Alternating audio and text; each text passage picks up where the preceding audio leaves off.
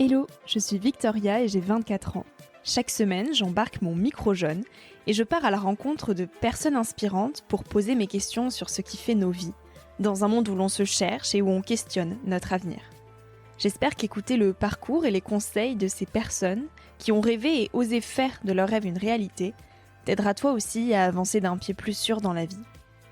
Alors je t'invite à emprunter un nouvel œil pour regarder le monde sous un autre angle, pour te recentrer sur ce qui est essentiel et sur qui tu es, pour t'aider à trouver ton chemin et surtout, à oser.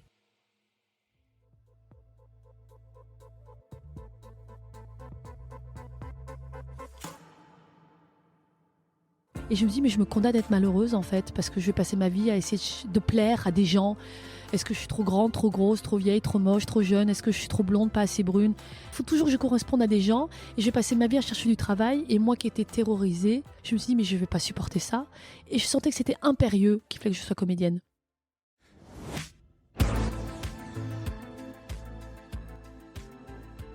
Se sentir en décalage par rapport aux autres nous habite souvent à un âge où l'on se construit. Les sorties, les soirées, les artefacts, ça n'a jamais branché Anne Dessy. Elle avait d'autres priorités, comme celle de gagner sa vie pour devenir comédienne. Si on la connaît aujourd'hui sous le rôle de Luna Torres, qu'elle a incarné dans Plus belle la vie pendant 18 ans, Anne s'est construite avec un sentiment d'illégitimité. À 20 ans, elle était traversée par diverses inquiétudes, freinée par la pression des chemins balisés que l'on voulait pour elle, par les injonctions et par son manque de confiance. C'est l'appel de la comédie qui s'est présenté comme une nécessité presque vitale pour elle. Jouer un rôle lui a permis d'oser être qui elle était vraiment. Mais pendant 18 années à incarner un personnage, comment on ne finit pas par en oublier sa vraie vie? La fin de Plus belle la vie, c'est pour Anne la fin de 18 années de sa vie où tous les jours, elle travaillait sur son personnage, sur ses émotions, ses envies, ses réactions, ses turbulences, ses questionnements. Comment on mêle la rencontre du comédien à celui de son personnage? Comment Anne s'est construite et comment elle en est venue à penser sa vie sous une même passion? Avec Anne sur Nouvel Oeil, on parle de comédie, de métier passion et de liberté. J'espère que cette écoute te donnera l'élan pour faire de ta vie une comédie. Bonjour Anne. Bonjour Victoria. Je suis très heureuse de te tendre mon micro jeune. Ça fait un petit moment qu'on échange toutes les deux. Tu avais commenté une de mes vidéos sur Instagram où je donnais mon discours de remise de diplôme. Tu avais écrit un petit commentaire qui m'avait touchée. Et je suis allée voir ton profil. J'étais là, mais c'est Anne, mais c'est Luna de Plus belle la vie. Et donc j'ai direct fait le pont parce que tu es comédienne et connue pour ton rôle de Luna Torres dans Plus belle la vie. Ouais. Oui, absolument. J'avais trouvé ton discours très inspirant et courageux. Et je me disais, putain, c'est quand même incroyable à son âge de se tenir devant toute cette assemblée avec ses camarades à côté de toi. Je me souviens sur la scène.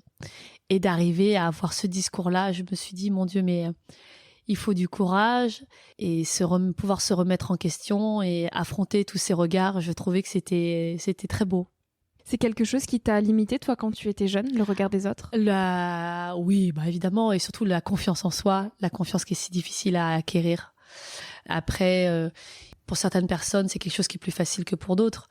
Mais moi, c'est quelque chose qui a vraiment fallu que je travaille très longtemps. Et qu'est-ce qui t'a aidé à la forger, cette confiance personnelle? L'expérience, mon métier et la réussite. C'est-à-dire à partir du moment où j'ai commencé... Par exemple, très vite, j'ai voulu devenir comédienne. Oui. Et moi, c'est d'abord le théâtre qui m'intéressait. C'était vraiment l'expérience humaine, collective et l'idée de voyager avec une troupe qui était mon moteur depuis toute petite. Et je me souviens très bien, cette question de légitimité, en fait, s'octroyer la place de se dire j'ai ma place dans ce métier-là. Je l'ai ressenti, j'avais 23 ans. Ouais. Non, c'est plus que ça. J'avais 25 ans. Je jouais au théâtre du Lucernaire. Je jouais un Feydeau. Et le succès qu'on a rencontré et le plaisir de pouvoir faire rire le public, je me suis dit, c'est bon, ça y est, je suis comédienne. Donc, j'ai ma place. Et alors, à quel âge cet attrait pour le théâtre et la comédie est arrivé? Est-ce que déjà très petite, tu avais envie d'être comédienne? Je me formulais pas comme ça, mais disons que l'art m'intéressait, ou tout du moins la scène m'intéressait beaucoup. Mes premiers souvenirs, j'avais 3-4 ans, mes parents m'emmenaient voir des opéras, des opérettes, et j'adorais ça. Et mon père me le cite souvent en exemple, mais c'est quelque chose dont je me souviens. J'avais 3-4 ans et mes parents m'emmenaient voir La Flûte enchantée, qui est vraiment mon opéra préféré d'ailleurs. Et j'étais la seule avec mes frères à pas dormir. Et mon père disait, t'as les yeux grands ouverts et tu regardais ça. Et il me dit, je sentais que t'avais un intérêt pour la scène que tout le monde n'avait pas. Enfin, quand on est petit comme ça, très vite on s'endort. Et moi, j'étais tout de suite très passionnée. Et après, j'ai voulu être danseuse. Et j'ai rencontré une prof de danse qui m'a pas tout à fait confortée dans cette voie-là, qui n'était pas la mienne de toute façon. Et oui, très vite, à 11 ans, en fait, en arrivant en 6e au collège, il y avait un club théâtre, je m'ennuyais. Et puis de 13 à 14 heures, je me souviens, elle s'appelait Mademoiselle Falzon, la prof de français. Et on avait travaillé Molière. Et lors de la représentation à la fin de l'année, en 6e, on me demandait salut. Je me souviens très très bien me dire dans ma tête, ça serait génial si je pouvais faire ça de ma vie. Et j'avais 11 ans. Et après, j'ai commencé du théâtre très vite. C'est devenu absolument impératif. Je me souviens, les cours, c'était le lundi soir. Et le lundi à 20h, quand on finissait, j'avais qu'une envie, c'était d'être le lundi suivant pour reprendre tout de suite les cours. Donc, c'est devenu très vite obsessionnel chez moi. Et tu as fait l'école régionale d'acteurs de Cannes. Oui. Tu as décroché le prix Jeune Talent. Oh oui, mais tout le monde avait le prix Jeune Talent. Ça ne veut pas dire grand-chose. Bon. Mais en tout cas, oui, déjà, de pouvoir accéder à cette école de théâtre... Il y a dans les écoles de théâtre beaucoup de jeunes qui arrivent plein d'espoir et qui tentent l'entrée. Et à chaque fois, il y a nous, à l'époque, on était 14-15 à être sélectionnés. Donc déjà, c'était une victoire en soi que d'accéder à cette formation. Tu avais quel âge ? 18 ans, juste après mon bac. Et alors, à 20 ans, comment tu te projetais dans la vie des grands ? Oh là là, mon Dieu. Quand je suis sortie une école de théâtre, c'est un endroit merveilleux parce que c'est un lieu d'expérimentation, c'est un terrain de jeu. D'ailleurs, c'est ce que nous disaient à chaque fois nos professeurs, c'est essayer, oser, c'est là que vous pouvez perdre, rater, c'est là qu'il faut le faire. Et en même temps, j'avais 18-19 ans, je me sentais assez immature et j'avais tellement pas confiance en moi. Et puis surtout, je dégageais quelque chose que je n'étais pas au fond de moi. Il y a un truc qui n'était pas aligné. J'étais grande, mince, les cheveux très longs. On voulait me faire jouer Péléas et Mélisande de Roméo et Juliette, mais moi, ça m'emmerdait copieusement. Moi, ce que je voulais, c'était jouer les vieilles, les duennes, les nanas rigolotes. Moi, j'aimais Jacqueline Maillan, j'aimais Maria Pacôme. Et donc, du coup, je sentais qu'il y avait un truc qui était pas clair. Je donnais une image qui n'était pas moi, de ce que j'étais au fond de moi. On voulait me faire jouer les ingénues, et alors quand moi, ça m'intéressait pas du tout, les jeunes filles qui étaient naïves, qui découvraient la vie. Mais dans le monde de la comédie, on joue pas toujours des rôles qui ressemblent à qui on est dans la vraie vie. Exactement, mais dans cette école de théâtre, de par mon physique, on marchait beaucoup par emploi, ce qu'on appelait encore à l'époque. Et moi, je sentais que j'étais pas du tout ce qu'on imaginait de moi. Mais parce que moi-même, je ne me connaissais pas encore. Et je pense que tout ça a un peu émané de moi, quoi. Et quand je suis sortie de l'école de théâtre à 20 ans, je me sentais tout aussi jeune, fragile, illégitime qu'à 18 ans quand j'étais rentrée dans l'école. Sauf que j'avais des copains, des amis qui partageaient les mêmes inquiétudes que moi. Et là, après, il a fallu se heurter. C'était quoi ces inquiétudes ? J'étais en décalage avec les gens autour de moi, mes frères, mes amis, tout le monde faisait une voie royale, soit du droit, soit, même si à 18-20 ans, ils ne savaient pas forcément ce qu'ils allaient faire, en tout cas, ils suivaient des études, ils avaient Je comprends mieux pourquoi le discours t'a parlé. Oui, mais parce que je me sentais décalée par rapport à tout le monde. Tout le monde ne savait pas encore ce qu'il avait à faire, mais bon, ils étaient en fac, ils rigolaient, c'était les sorties, les soirées, et moi, à 20 ans, il faut que je gagne ma vie, il faut que je sois comédienne. Je me sentais toute petite, illégitime. Je me dis, mais je connais personne, comment je vais faire ? Ça me paraissait l'annapurna à gravir alors que j'étais en tongs, quoi. Donc je me dis, ça va pas être possible. Et je sentais qu'il y avait un décalage avec tous les jeunes qui n'avaient pas du tout la même obsession que moi, parce que c'était faire la fête, passer leurs UV, les premières années, deuxième année, bon voilà. Et donc j'étais en décalage total, en fait. Mais tu as essayé de coller à ces aspirations-là ? Non, jamais. Parce que d'ailleurs, par contre, ce qui est très intéressant, c'est que j'ai eu des angoisses terribles. C'est-à-dire qu'à 20 ans, j'avais des angoisses je suis devenue un peu agoraphobe. J'ai eu des crises d'angoisse parce qu'en fait, j'avais peur tellement de tout. Et j'étais en colère parce que je dis, putain, je suis dégoûtée parce que moi, toute ma vie, je cherchais du travail. Alors que les gens, à cette époque-là, oui. En 1825, à cette époque-là, on avait un métier, on rentrait dans une boîte, on faisait soit toute sa carrière jusqu'à la retraite, soit éventuellement on changeait une ou deux fois de boîte, mais bon, On était dans un même métier. De questions que non. Ça. Bon, très vite, la question s'est écorcée et finalement, les changements de vie sont devenus très à la mode. Mais à cette époque-là, non. Et moi, je dis, mais toute ma vie, je vais changer d'employeur. Il va falloir que je demande à travailler. Ce régime d'intermittent du spectacle, ça revenait un peu pour moi à l'idée de est-ce que j'ai le droit encore de continuer à exercer ce métier? Je trouvais ça insupportable et très violent, en fait. Et j'avais pas envie de vivre comme ça. Et je me dis, mais je me condamne à être malheureuse, en fait, parce que je vais passer ma vie à essayer de plaire à des gens. Est-ce que je suis trop grande, trop grosse, trop vieille, trop moche, trop jeune? Est-ce que je suis trop blonde, pas assez brune? Est-ce que j'ai une voix trop aiguë, pas assez grave? En fait, je me disais, il faut toujours que je corresponde à des gens. Et je vais passer ma vie à chercher du travail. Et moi qui étais terrorisée, je me suis dit, mais je vais pas supporter ça. Et je sentais que c'était impérieux qu'il fallait que je sois comédienne. C'est quelque chose qui s'imposait à moi. Et tu savais que la comédie te libérerait de ça? Tout ce que je savais, c'est que quand j'étais sur scène, je m'amusais comme quand j'étais une petite fille et que je m'éclatais. Je me sentais tellement bien sur un plateau. Je sentais que c'était ma voix. Et alors que j'en souffrais, et en fait, j'ai eu des crises d'angoisse de me dire, je suis dégoûtée de ne pas avoir le choix. J'aimerais avoir le choix comme tout le monde, comme tous les jeunes de 20 ans. Ils peuvent devenir avocats ou juristes, ils font du droit, par exemple. Chacun avait le choix, mais moi j'avais pas le choix. J'étais obligée de devenir comédienne et je souffrais de ce manque de choix, de me dire mais moi si j'ai envie de faire autre chose, non j'ai pas le droit, sinon je vais être malheureuse. Donc je suis obligée de trouver ma voie et de trouver ma joie, mon bonheur dans ce métier-là. Et je trouvais ça insupportable de pas avoir le choix. Alors que tout le monde m'enviait parce que mais toi t'as de la chance, t'as une passion. Moi j'aimerais tellement avoir une passion à 20 ans, je sais pas ce que je vais faire de ma vie. Donc je choisis cette voie-là, mais je sais pas ce que je vais faire et c'est insupportable. Et moi, pour moi, c'est insupportable de me dire que j'ai pas le choix, je suis obligée de faire ça. Oui. Je me condamne à avoir cette errance, cette vie où je vais tout le temps évoluer, tout le temps changer, ça me fatiguait d'avance. Donc finalement, ça t'aliénait, cette passion est devenue une aliénation. Alors aliénation, c'est un bien grand mot, mais en tout cas, c'est comme une servitude, quelque chose où j'étais obligée d'y répondre. Et bon, le Verseau en moi, ce besoin d'être libre, absolument, ça me contrariait en tout cas. C'est quoi la liberté pour toi? Oh là là, c'est la question de chaque vie, ça, de tout le monde. C'est trouver sa propre liberté et s'affranchir des injonctions, des schémas, de ce qu'on nous apprend ou ce qu'on projette en nous. C'est trouver sa propre liberté. Ça déjà, c'est pour moi la liberté, c'est ça.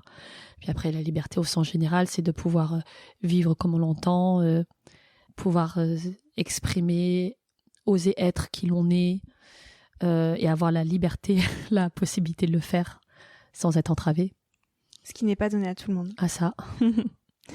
Donc on te connaît surtout pour le rôle de Luna Torres dans Plus belle la vie.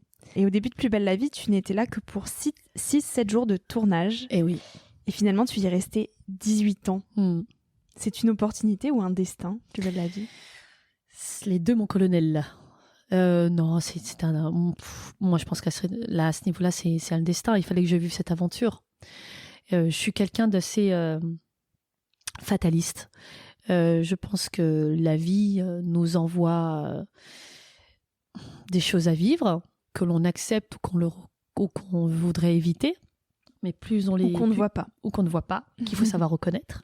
Mais de toute façon, plus on cherche à les éviter, plus le chemin devient de plus en plus fort et les épreuves sont plus importantes tant qu'on n'a pas accepté le bon chemin. Enfin, moi, ce sont mes convictions. Et je me souviens, j'avais 29 ans et moi, au départ, mon rêve, c'était de faire du théâtre et de voyager.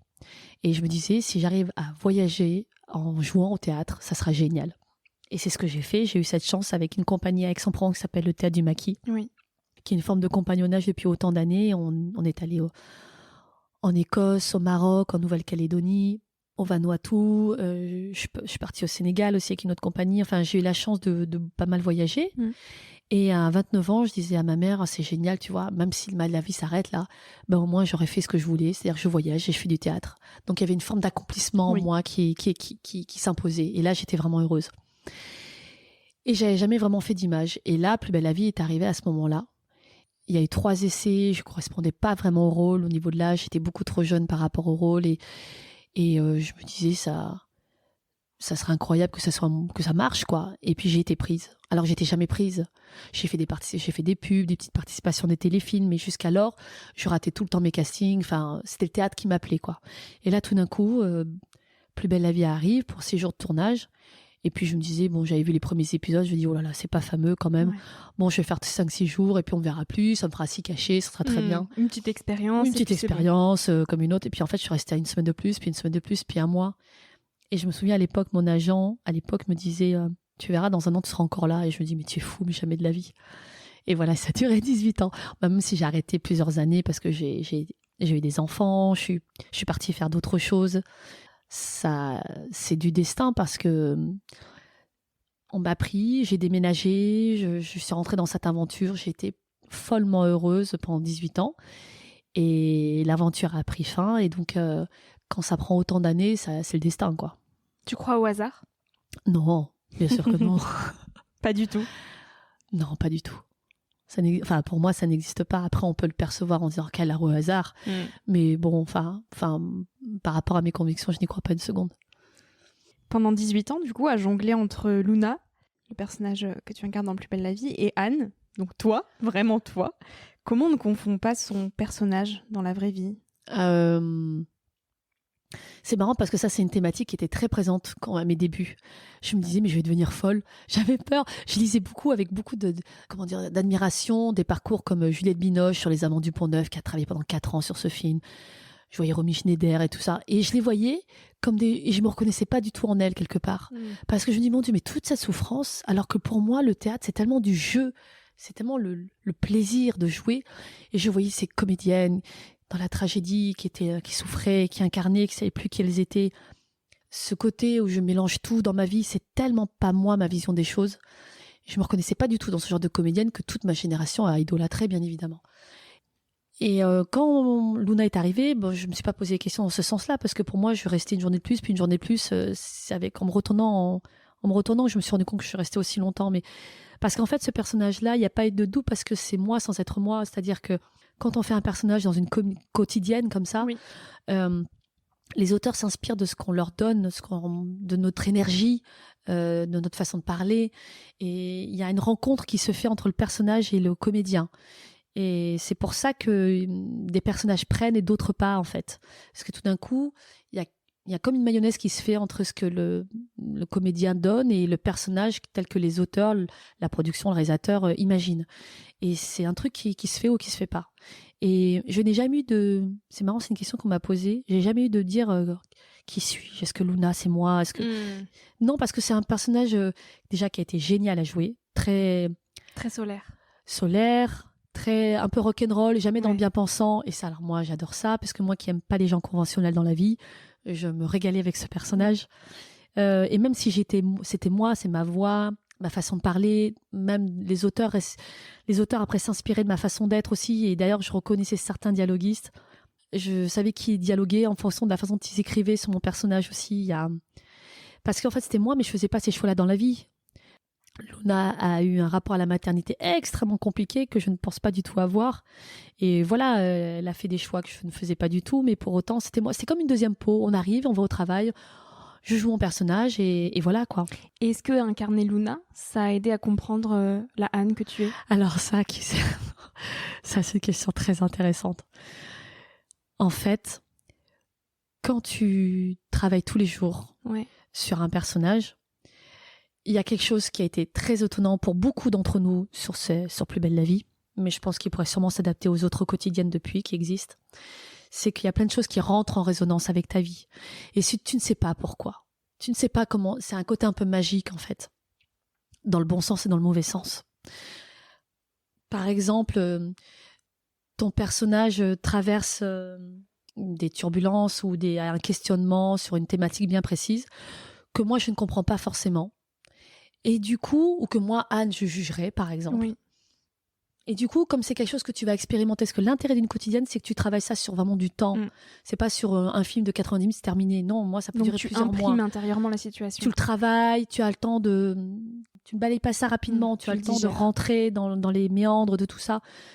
Et c'est passionnant, parce que par exemple, j'ai travaillé sur la paraplégie, donc j'ai rencontré des femmes paraplégiques, des kinés, des gens, et donc on a travaillé, qu'est-ce que c'est, par exemple, là quand c'est un accident, que tu te découvres paraplégique, le déni, la colère, l'acceptation, tout ce par quoi tu passes. Il y a quelques années, mon personnage tombait amoureux de 2 hommes en même temps. Oui. Et moi, au départ, quand je disais ça, je dis mais c'est pas possible. Je comprenais mal. Je me dis mais comment? Et puis mon personnage le traversait avec toute sa foi, toute sa sincérité, son honnêteté. Et c'était, ce personnage-là, elle le vivait comme quelque chose de véritable et pas mu par juste du désir ou le plaisir ou de s'amuser, de papillonner, mais vraiment par un amour sincère et véritable. Et moi, je ne le comprenais pas, ça. Moi, Anne, je me dis, mais enfin, c'est pas possible. Tu peux pas aimer 2 hommes en même temps ou tu peux pas aimer 2 femmes en même temps. Et en parlant avec des gens autour de moi, je me suis rendu compte que c'était très fréquent, en fait. Et que sans être une normalité, enfin, sans être quelque chose de très répandu, mais c'est en cela que ça te fait évoluer.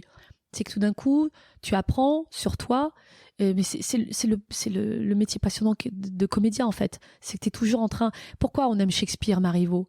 C'est parce qu'ils t'apprennent sur ce que c'est que l'âme humaine, les méandres de ce que nous sommes, nos grandeurs, nos petitesses, nos errances. Et c'est ça qui est magnifique dans les grands textes, c'est que ça t'apprend sur toi-même. Et Plus belle la vie, pour revenir à cette série... on a tellement expérimenté, quand on est pendant des années sur une série comme celle-là, les auteurs produisent tellement de choses pour nous, les personnages, que tu traverses par tellement de choses différentes, c'est un terrain de jeu qui est incroyable. Et du coup, tu es obligé de te questionner sans cesse sur tes propres limites, tes propres croyances, et qui sont toujours en évolution. Et alors là, en l'occurrence, dans Plus belle la vie, Luna était assez similaire et assez proche de qui tu es toi. Anne Alors Dessy, dans l'énergie, pas dans les choix. Hein. Il y a des choix qu'elle a fait que je n'aurais jamais fait. Oui, mais est-ce que tu pourrais accepter un rôle qui soit radicalement différent à qui tu es toi, dans l'énergie et dans oui, dans alors ça, c'est tout l'intérêt de mon métier. Comment dire? Il y a un temps pour tout. C'est-à-dire que... il y a des choses que je peux jouer aujourd'hui que j'aurais moins bien joué il y a 10, 15 ou 20 ans. Parce que j'étais pas la même, j'avais pas la même expérience, j'avais pas vécu certaines épreuves qui font que tu t'ouvres un peu plus. Après, j'ai une énergie qui est telle que, par exemple, enfin, c'est pas que j'ai une grosse énergie, ce que je veux dire, mais c'est que mon énergie, en tout cas, c'est la nature de ce que je suis, fait que je suis peut-être pas la meilleure personne pour incarner quelqu'un d'extrêmement lymphatique. Et au-delà de ce que je dégage physiquement ou de ce que je peux être, l'énergie que chacun a, elle rentre mieux dans certains personnages que dans d'autres. Voilà. On peut jouer beaucoup de choses et moi, ce que j'aime, c'est jouer des gens très différents de ce que je suis, bien évidemment. Mais après, c'est toujours pareil, il faut que la rencontre se fasse entre le comédien et le personnage, quoi. La série Plus belle la vie, elle s'est terminée en novembre dernier, donc très récemment. Comment on tourne la page d'une aventure qui a été le chapitre de 18 années de sa vie? Comment est-ce que tu as vécu la fin de ces tournages? Alors, pour moi, elle se retourne très rapidement, mais la fin était très dure. C'est-à-dire qu'à partir du moment où tu sais que la fin arrive, ce qui est très compliqué, c'est que tu vas dire au revoir à des gens que tu aimes. Tu as ce confort, la régularité du travail. Jouer un personnage. Moi, j'ai adoré jouer Luna. Donc, j'étais pas du tout malheureuse. J'étais très heureuse dans ce personnage-là. Donc, tu vas quitter ce personnage que tu aimes. Tu vas quitter des équipes avec lesquelles tu as pris l'habitude de travailler, que tu aimes retrouver, parce qu'en 18 ans, c'est une vie que tu traverses. Oui. C'est une famille. Après, le dernier mois a été très, très douloureux parce qu'on a tourné un dernier pram. On était tous très présents, beaucoup, beaucoup de comédiens. Et comme quand tu sais que quelque chose se termine, tout a une saveur extrêmement importante. Et urgente. Donc, les derniers jours, on voulait tous être tout le temps ensemble. Qu'est-ce qu'on a fait comme apéro, comme fiesta, comme repas. Et c'est une image que j'ai souvent donnée. C'est comme les oiseaux qui sont dans un nid, qui se serrent bien au chaud les uns contre les autres avant de prendre son envol et de partir chacun vers sa destinée. Et moi, je l'ai vraiment vécu comme ça, surtout le dernier mois. Donc, c'était extrêmement douloureux de dire au revoir à des gens que tu aimes, à tourner une page, à conscientiser que c'était serait terminé, que tu ne reviendrais plus dans ces locaux-là. Au-delà de la perte du travail, donc d'un confort financier, tu as aussi te dire, ok, je vais repartir dans ce qui est vraiment le métier, ce qui doit être, c'est-à-dire cette liberté, ce changement tout le temps que j'avais, mais pas aussi fortement qu'aujourd'hui. Et pour autant, on a terminé par une énorme fête le 30 septembre. Et le 1er octobre, j'étais au théâtre. Et moi, ça y est, le 1er octobre, c'était terminé, c'était derrière moi. Ah oui, déjà? Bah oui, parce qu'en fait, tu te rends compte que le deuil, il se fait... Enfin, le deuil... que la préparation, elle se fait en amont à partir du moment où tu le sais. Donc, pendant ces semaines, il y a quelque chose qui infuse aussi. Et puis, parce qu'il y a une forme de libération C'est-à-dire que tout d'un coup, tu reprends ta liberté. Parce que même si j'ai jamais été en prison, j'étais libre de partir sur d'autres projets, mais malgré tout, il y a des projets que je n'ai pas pu faire parce que Plus belle la vie me prenait trop de temps. Et donc, c'est assez grisant de se dire, j'ai 47 ans et je quitte ce confort-là et je vais repartir dans quelque chose, dans l'inconnu. Ça n'était pas vertigineux d'ouvrir cette nouvelle page à 47 ans? Non, parce qu'à partir du moment où tu prends ça comme une opportunité d'évolution et non pas comme une punition ou comme une fin, oui, c'est une fin. Oui, c'est douloureux. Mais tu prends ça aussi comme un renouveau. Un renouveau.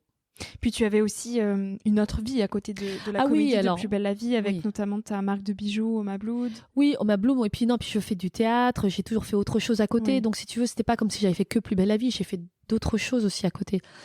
Il faut juste avoir confiance. Et tu dis, de toute façon, je n'ai pas de moyen d'action là-dessus. Et ça se termine. Prenons bien le temps de se dire au revoir, de pleurer ensemble, de se dire que c'est triste. Et puis, moi, le lendemain, ça y est, c'était terminé. Et se rappeler justement de ce côté éphémère. Donc, tu disais qu'il y avait une certaine ambiance au cours du dernier mois de tournage parce que vous saviez que ça allait être la fin. Oui. Est-ce que l'éphémère et se rappeler souvent que les choses sont éphémères, ça donne d'autant plus de profondeur à ce qu'on vit? Eh bien, oui, tout d'un coup, quand tu sais que les choses se terminent, tu te rends compte que et c'est normal, c'est naturel, que tu avais oublié la chance aussi quelque part. C'est pas tant que tu l'avais oublié, mais c'est que tu peux pas te rendre compte au quotidien forcément du confort, de la chance que tu éprouves. C'est parce que tu as une menace de ne plus l'avoir. Alors je vais citer Baudelaire, hein, mais j'ai reconnu le bonheur au bruit qu'il a fait en partant. Oui. C'est quelque chose qui peut paraître banal, mais c'est normal quand tu es tous les jours en contact avec quelque chose. T'es un peu aveuglé. T'es pas aveuglé, mais tu oublies en fait parce que ça fait partie de ton quotidien, donc ça devient normal.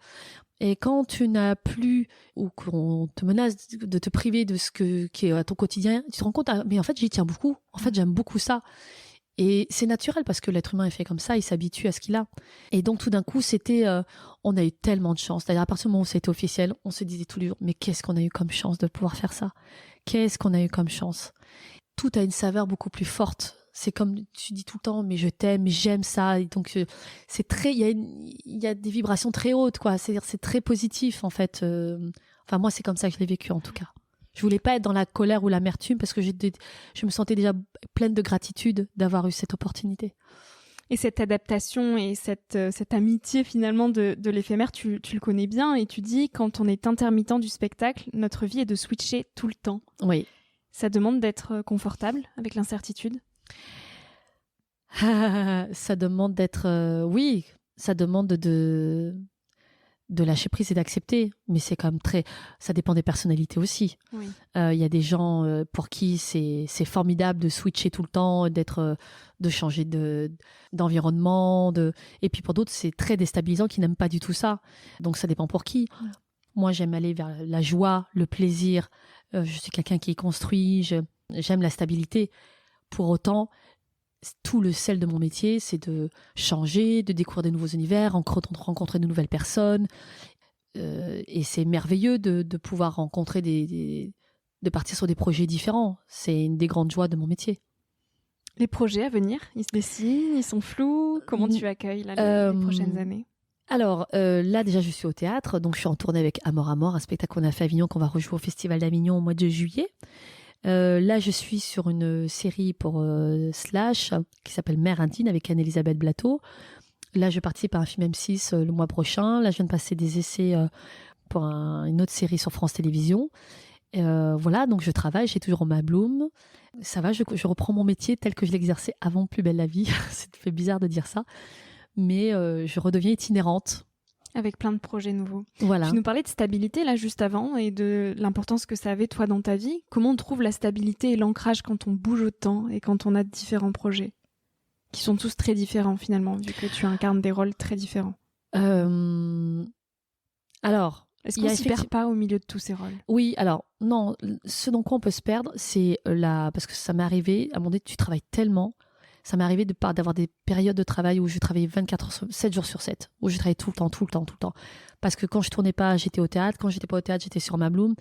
Quand j'étais pas là, j'étais sur un autre film. Et à un moment donné, tu te dis, putain, mais où je suis en fait? T'es toujours une espèce de course en avant. Puis pour ces Finis métiers-là, par t'y perdre. oui, il y a un côté où tu dis, en même temps, tu dis, mais quelle chance de pouvoir travailler. En même temps, tu n'oses pas dire non. Puis en même temps, tu te retrouves un peu noyé par toute cette masse de travail. Et en fait, cette histoire d'ancrage qui est prépondérante dont tu viens de parler, c'est quelque chose que tu dois cultiver toi-même et trouver toi-même en toi. Comment tu la cultives? En partant à la découverte de toi, de soi. Moi, je l'ai découverte en thérapie, la pratique de la méditation, mais c'est plus que ça. C'est-à-dire que pour moi, c'est partir à la découverte de soi, travailler cet ancrage, travailler cette confiance, se découvrir, connaître ses propres limites, quelles sont nos propres envies, qu'est-ce qu'on a envie de vivre, qu'est-ce qu'on n'a pas envie de vivre, qu'est-ce qu'on peut mettre en place, lâcher prise, faire confiance en autre chose, à avoir une connexion. Une connexion et se dire que c'est marrant, je me souviens de Paulo Coelho dans mes premières lectures quand j'avais 20 ans qui parle de ça. Il dit quand vous souhaitez quelque chose, d'être sur la bonne route, le monde conspire à votre réussite en fait.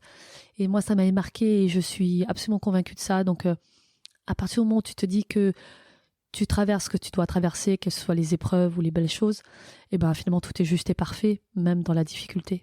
Donc, où que tu sois et quoi que tu sois, finalement, les ressources, tu les as en toi, tu les puises en toi. Et ce socle-là, c'est ta force intérieure. Bah oui, mais c'est ça qu'il faut travailler, je pense. Et surtout de te dire, moi, ma conviction, c'est de me dire, quoi que je vive, je suis capable de le vivre. Sinon, on ne me l'enverrait pas. C'est toute la difficulté, mais c'est tout le parcours, c'est de trouver en soi sa propre liberté et se trouver, en fait. Donc, on peut être ancré n'importe où, tant que nous-mêmes on est stable intérieurement. Oui, tant qu'on sait qu'on... Oui. Après, la vie te malmène et te perturbe et te fait parfois vaciller. Enfin, moi, c'est comme ça que je vois les choses, mais je pense que c'est de toute façon en soi qu'il faut trouver nos propres ressources, c'est certain. Et en parlant d'intériorité et de développement personnel finalement, parce que ces sujets-là se rattachent à ça, même si ça devient un petit peu un gros mot, développement personnel aujourd'hui, on le vend à toutes les sauces. Ouais, c'est sûr. J'ai noté un petit passage, alors je crois que j'ai trouvé ça sur ton compte Instagram, ça devait être une phrase que tu as notée tirée d'un livre, si je me souviens bien, qui est « La meilleure façon d'être heureux avec quelqu'un est d'apprendre à être heureux seul. Ainsi, la présence de l'autre est un choix et non une nécessité. » Comment on apprend à être heureux seul ? Ah bah, je pense qu'il faut du temps. Ouais, ça aussi, ça prend du temps. Tout prend du temps. Hein. Non, mais bien sûr, en même temps, si on était un être parfaitement fini et accompli à 20-25 ans, ça serait triste. D'un ennui mortel. Et tout le sel de la vie, c'est évidemment c'est un terrain de jeu sur lequel on va expérimenter. Mais le problème, c'est qu'à 20-25 ans, on nous dit qu'être heureux, c'est justement dans l'extérieur. C'est à travers les autres, c'est à travers ce qu'on a, c'est quand on va faire. Oui, alors on nous dit rarement, tu peux être heureux seul. Ouais, alors moi je pense que ça c'est quelque chose qui était vrai sur ma génération, mais je pense que ce que je te disais tout à l'heure, je pense que c'est votre génération, ceux qui arrivent, vous comprenez bien plus vite que... Parce qu'il y a eu un travail qui a été fait avant aussi par notre génération, mais maintenant vous savez bien plus vite généralement que on doit trouver son propre bonheur, son propre chemin, et que le chemin qui est le tien aujourd'hui n'est pas le même que pour quelqu'un d'autre, et c'est très bien comme ça. Ce que je veux dire, c'est que il n'y a pas une voie royale et que chacun doit trouver son chemin, quoi. Pour moi, c'est marrant, j'en parlais hier, c'est un exemple, tu vois, quand je vois Stromae, pour moi, je me dis, mon Dieu, mais c'est exactement ça, c'est-à-dire que il a su faire de son histoire, de ce qu'il est, de son individualité, sa force, et c'est pour ça que ça marche aussi, c'est que quand tu proposes finalement dans ton travail tes forces, tes faiblesses, sans posture, sans prétendant être autre chose, et en n'essayant pas de copier, mais en proposant ta propre individualité, c'est comme ça, il y a que comme ça que ça peut marcher. D'ailleurs, moi, je trouve que c'est comme un mantra que je fais dans mon métier, que je pourrais dire à chaque comédien, en fait, c'est trouver sa propre sincérité, sa propre voix, quoi. C'est difficile d'être authentique dans ce milieu-là. Oh, bah, c'est difficile. Quand on est très exposé. Oui, mais c'est difficile d'être authentique pour tout le monde, hein, parce que ne serait-ce que les réseaux sociaux, c'est quand même le miroir aux alouettes. C'est compliqué d'être soi, voilà, et de s'affranchir du regard des autres, parce qu'on a tous envie d'être aimés et de plaire, et on a tous peur, c'est de pas être compris dans ce qu'on nous sommes, dans notre étrangeté, et c'est ce que pourtant on a de mieux à offrir au monde, notre étrangeté. Et c'est la plus grande richesse qu'on peut avoir finalement. De la cultiver, cette étrangeté. C'est chacun a sa propre lumière et sa propre personnalité, et c'est ce qu'il y a de mieux qu'on puisse faire offrir aux autres, en fait, c'est ce que nous sommes, sans prétendre être autrement. Et c'est ça qui est intéressant. C'est pour ça que les individualités ressortent, quoi. Et je trouve que moi, chaque fois que j'ai une séquence, quelque chose à jouer, je me dis toujours, ça va paraître con, ce que je dis, mais comment je le vivrais, moi, dans la vie? Comment je le dirais, moi, dans la vie? Alors, si j'ai un personnage qui est proche de moi, après, ça dépend aussi des traits de caractère de personnage que je dois jouer, mais tout part de soi. Je me souviens même quand j'ai commencé à tourner sur Plus belle la vie, je me sentais des fois très fausse et à chaque fois je me dis mais comment je le dirais moi dans la vie? Et c'est comme un réflexe qui me vient quand des fois je suis en difficulté, c'est comment je le ferais moi dans la vie, quoi, tout simplement. Sans prétendre être ou avoir forcément le bon profil ou être belle. En fait, trouver la propre vérité du personnage, quoi. Et alors la vie, en parlant de vie, qu'est-ce qui rend une vie riche, Anne? Oh pétard, oh la question, quoi. J'adore ce mot, pétard. Ouais, pétard. L'amour qu'on échange, en tout cas, moi, c'est ma réponse. C'est moi, ce qui rend ma vie riche, c'est l'amour que je reçois, que je donne avec les gens que j'aime, mes enfants, mes amis, ma famille. Je veux dire, même rencontrer quelqu'un et avoir une discussion passionnante, c'est une forme d'amour parce que chacun se livre. Et moi, c'est ça qui me plaît, quoi. L'échange est... Enfin, je veux dire, il y a que ça d'intéressant à vivre sur la Terre, hein, c'est l'amour. Hein. Il y a que ça à vivre et à cultiver, en fait. Authentique, justement. Ouais, voilà. Mais c'est dur, hein. Anne, dernière petite question. La question signature du podcast. Je crois qu'on est déjà à... Oh là là, le temps passe si vite. Quel conseil tu partagerais aux jeunes qui nous écoutent aujourd'hui? Peut-être la chose que tu aurais aimé qu'on te dise quand tu avais 20 ans et que tu n'avais pas la confiance et la solidité intérieure que tu as aujourd'hui. Moi, ce que j'aurais aimé qu'on me dise, mais ça ne concerne que mes propres peurs et ma propre histoire. T'inquiète pas, ça va aller. T'inquiète pas, ça va aller. Fais-toi confiance et fais confiance en la vie. Et il faut se faire confiance, pas se mettre trop la pression et se donner le temps de rater, le temps de chercher et travailler à son propre bonheur. Voilà. Parfois, c'est pas facile à recevoir cette phrase. T'inquiète pas, ça va aller. Quand on est vraiment au fond de nos questionnements et qu'on se sent profondément seul. Non. Mais en fait, moi, en tout cas, je sais que de me retrouver, moi, petite fille, adolescente, j'avais tellement de peur, et c'est tellement normal. Et que si on m'avait dit, mais Anne, t'inquiète pas, ça va aller. Même si je disais, mais ça va aller, mais comment? Mais pourquoi? Mais non, parce qu'il y a ça, il y a ça. Moi, c'est quelque chose que j'aurais aimé entendre. C'est qu'on me dise, c'est pas grave, t'as le droit de rater. Parce qu'on se fout. Enfin, moi, je me foutais beaucoup la pression, quoi. Il fallait que je sois performante, il fallait que j'arrive à trouver du travail, que je gagne ma vie. Il fallait que je corresponde aux attentes d'un metteur en scène, d'un réalisateur. Je mettais beaucoup de pression, quoi. Il fallait aller vite. Ouais. Et puis, c'est aussi mon tempérament qui veut aller vite. C'est passé vite de tes 20 ans à tes 47 ans? Oui et non. Ce qui est passé très vite, c'est entre 20 et 30 ans. Parce que j'ai vécu tellement de choses différentes, il m'arrivait tellement de choses.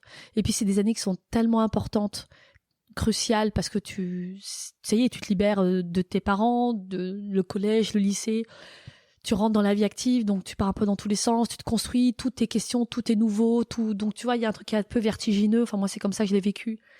Et puis, à 30 ans, je suis rentrée donc, dans un peu plus de confort au niveau du travail. J'ai eu des enfants. Donc, si tu veux, après, tu es dans la construction, tu es dans quelque chose de plus serein, de moins exalté du début, où il faut tout construire, tout chercher, trouver des réponses en soi. Et c'est épuisant. Donc là, c'est passé très, très vite. Et après, les années passent toujours trop vite. Mais pour moi, c'était surtout entre 20 et 30 ans. Après, tu trouves une forme de sérénité? Oui, disons que moi, je trouve que plus tu vieillis, plus tu apprends à te connaître. Donc, tu trouves des réponses en toi. Et du coup, tu perds moins de temps. Et comme normalement, tu acquiers un peu plus de confiance en toi, tu as un peu moins de choses à prouver. Du coup, tu n'es pas dans une recherche effrénée de prouver à qui que ce soit, et surtout à toi-même, dont tu pourrais être capable. Et là, approchant, il y a une vraie libération que j'ai sentie à 40 ans. Parce que, c'est un âge symbolique, et même si tu dis, même t'as beau te dire, non, mais ça va, 40 ans, ça va, ça change pas grand-chose. Et malgré toi, tu sens qu'il y a un truc qui se passe. En fait, ce sont des âges un peu comme ça, symboliques, 30, 40, 50. Et en fait, il y a une forme de libération que j'entendais déjà quand j'avais 20 ans, mais maintenant, je l'expérimente. Et c'est tout à fait vrai, parce que tu te libères du regard des autres un peu plus, toujours un peu plus, parce que tu te sens pleinement femme. Tu n'es pas dans l'optique de séduire, de vouloir correspondre à quelque chose, parce que tu as tes amis, parce que tu es bien dans ta vie généralement, même si la vie après te perturbe et te fait vaciller dans tes doutes, ça ne n'empêche pas. Mais tu as une certaine assurance en toi aussi qui arrive. T'as moins peur. T'as moins peur parce que de toute façon, tu te fais confiance, tu as déjà vécu des épreuves, tu sais que tu as pu y survivre, tu as pu rebondir. Donc tout ça, tu arrives à te dire, bon, il faut que je fasse confiance, je vais y arriver et tu y arrives. Et puis j'ai eu mes enfants et puis c'est merveilleux. Et donc tu te dis, ok, j'ai construit quelque chose, j'ai su construire un foyer. Dans mon travail, on a su me faire confiance, donc j'ai une légitimité. Donc tu vois, t'as moins de choses à prouver, t'as moins de choses à te prouver. Il n'empêche que tout ça peut être balayé très rapidement, mais plus tu vieillis, plus tu trouves une forme de sagesse. Et puis plus tu vis. Moi, en tout cas, plus j'ai voulu répondre à des questions, plus j'ai cherché, plus j'ai eu des réponses. Et c'est sans fin. Et du coup, tu ne fais qu'apprendre. Et tu te dis, mais c'est merveilleux. Quand je vois la jeune fille apeurée que j'étais à l'âge de 20 ans et la femme que je suis devenue, qui a expérimenté tant de choses, et j'en ai encore plein d'autres à expérimenter, bien évidemment, mais du coup, y a une forme d'accomplissement qui fait que tu te dis, bon, ça va, ça s'est bien passé. Et les choses, elles se font. J'ai de la chance aussi. J'ai beaucoup de chance. Tout le monde a de la chance? Non, je ne crois pas. Je pense que il y a des gens qui vivent dans des situations tellement compliquées où créer sa propre chance et créer son propre bonheur est bien plus complexe que pour moi. En revanche, on a tous une capacité à rebondir, à se donner les moyens aussi. Oui, des chances on a tous une responsabilité et qu'on va expérimenter ou pas, mais on part pas tous évidemment avec les mêmes armes et on n'évolue pas. Il est évident qu'être comédienne en France est un tout petit peu plus facile certainement qu'en Iran, on va dire. Mais j'ai eu mes propres difficultés. Je travaille toujours à surmonter certaines difficultés, mais j'ai quand même beaucoup de chance et je me félicite parce que j'ai quand même eu le courage d'affronter mes peurs. Déjà la peur de devenir comédienne, est-ce que je vais y arriver? Et j'ai eu cette endurance-là. Et je l'ai eu aussi parce qu'il y a des gens qui ont cru en moi, mais j'ai su aussi reconnaître ces personnes-là. Donc j'ai beaucoup de chance, je me sens privilégiée, mais je suis aussi responsable de ce chemin-là. Et oui, donc, ça n'est pas tombé du ciel. Non, j'ai bien travaillé, mais j'ai eu beaucoup de chance aussi. Voilà. Un beau mix des deux.